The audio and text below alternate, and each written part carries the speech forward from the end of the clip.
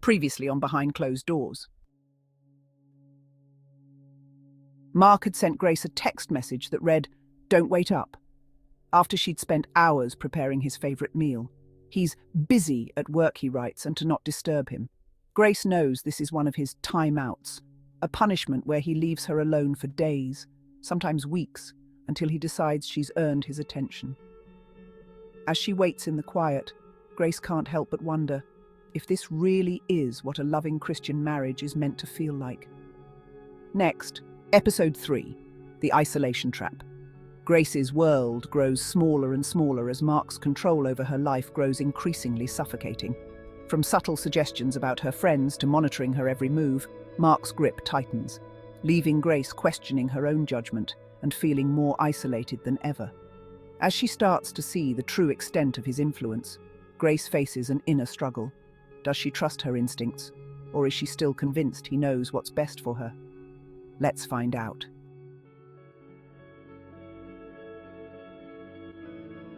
In the picturesque village of Hertfordshire, England, where neat hedges line the roads and gardens bloom with carefully tended flowers, Grace and Mark live in a beautiful home and a seemingly perfect life.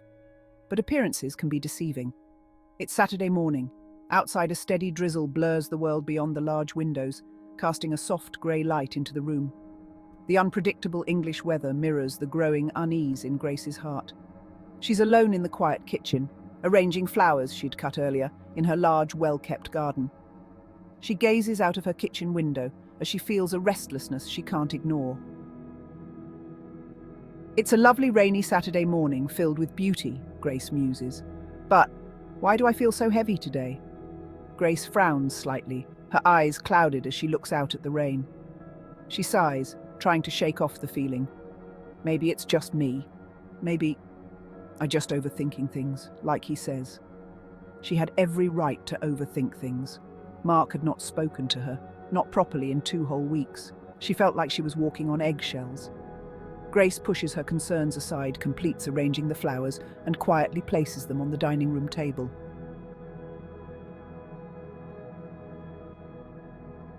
She moves across the hallway into the den. She settles onto the plush sofa and flips through her favourite magazine. Mark enters, takes a seat across from her, and leans forward, with a dark expression across his face. "I was thinking, maybe it's best you don't see your sister anymore," says Mark in a firm, cold voice. "She's always filling your head with unnecessary worries," Mark continues. Grace sits silent, her face blank. She knows better than to show any emotion or signs of disagreement. To say no to his subtle demand would trigger his anger, a rage that she would have caused and would be told in no uncertain terms was her fault. If she just did as she was told, Mark would not have to get angry, so she sat still and quiet. "I just want what's best for you, Grace," grunts Mark. "You know a Christian wife's role is to be submissive." Grace nodded obediently.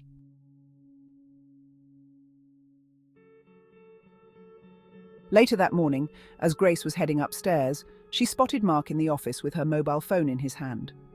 They had agreed long ago that nothing would be off-limits between them and that each could look at the other's phone if they wished.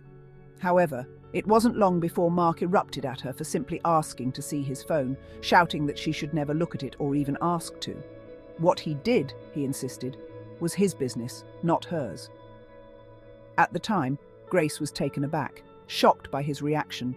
But over the years, she learned to never question his privacy while accepting that she had none.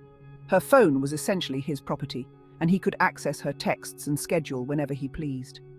Mark left the door ajar, just enough for him to see her moving around upstairs, check her every move. Standing in the doorway now, she saw him scrolling through her phone with interest. She didn't quite know how he'd gotten it this time, but it wouldn't be the first time he'd taken it out of her purse or picked it up whenever it was left unattended. She felt a pang of frustration, but kept her face blank. She knew better than to reveal any emotion in front of him that he hadn't permitted her to feel. Recently, a new neighbour named Helen had moved into their leafy area and had visited Grace. Helen and her family were settling into the area and wanted to get to know a few of their neighbours. Grace welcomed the chance to make a new friendship and gladly exchanged phone numbers. They had arranged for Grace to go round to Helen's place for a coffee, and Grace had saved the appointment in her phone. She'd mentioned meeting Helen to Mark a few months earlier, but he'd simply ignored her and walked away. Now, seeing Mark with her phone, she realized he'd see her appointment with Helen.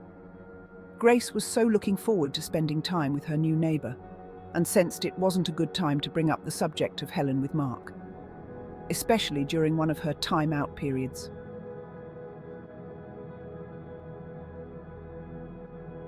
I see you've planned to have coffee with, who is this, Helen this week.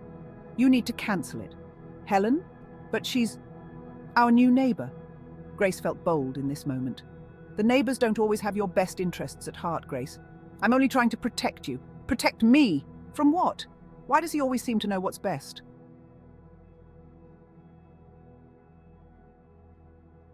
Mark joins Grace in the living room, expressing concern about her social circle.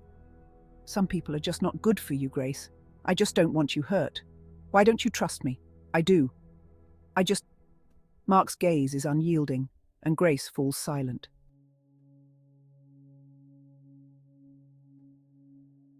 Feeling the tension with Mark, Grace retreats to the kitchen to prepare the dinner, hoping the routine will ease her mind. It used to feel comforting to cook for Mark and the kids. Now it feels hollow. Now that the kids are grown and gone, it's just me and Mark. Grace sighs. Grace's movements are automatic, almost robotic, as she feels the heaviness of her empty, lonely life weighing heavy on her chest so much that she can hardly breathe. As always, Grace prepares dinner alone. Mark feels it's the woman's place to prepare dinner and refuses to help, even something as small as put the dishes in the dishwasher. I feel like I am carrying my whole marriage on my shoulders. I feel so alone, muses Grace.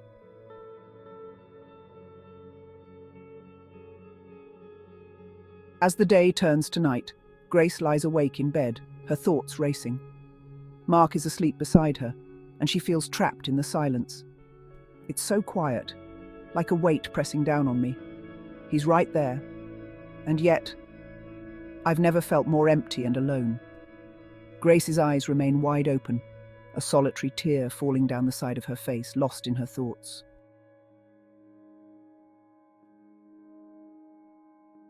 In the middle of the night, unable to sleep, Grace creeps out of their bedroom and down the stairs towards the front door, drawn to the idea of stepping outside, even if just for a second, into the cool night air.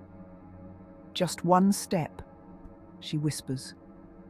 One step outside, away from all of this. But could I really do it? Could I really just go? Grace hesitates, her expression full of temptation, fear, and longing. She releases the doorknob, sighing as she steps back, goes into the kitchen, and makes herself a glass of warm milk. She drinks it slowly, deep in thought, places the empty glass in the sink, and slowly creeps back upstairs to bed.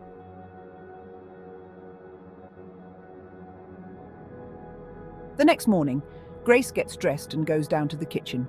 She pulls back the curtains and the blinds and stands idly by the kitchen window, her beautiful reflection staring back at her. She sees something different, a faint hint of defiance. Maybe this doesn't have to be my life. Maybe I'm stronger than he thinks. A faint, determined smile appears on Grace's face, as though a new understanding is dawning within her.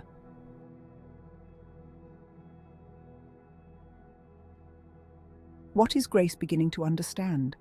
And once it's revealed to her, will she do something about it? Stay tuned to find out what happens to Grace in Behind Closed Doors.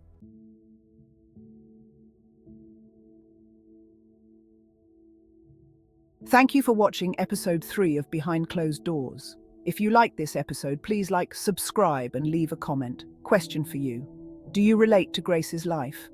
What do you think Grace is beginning to understand? And once she understands, what do you think she should do about it? See you on the next episode of Behind Closed Doors. And in the meantime, stay safe and well.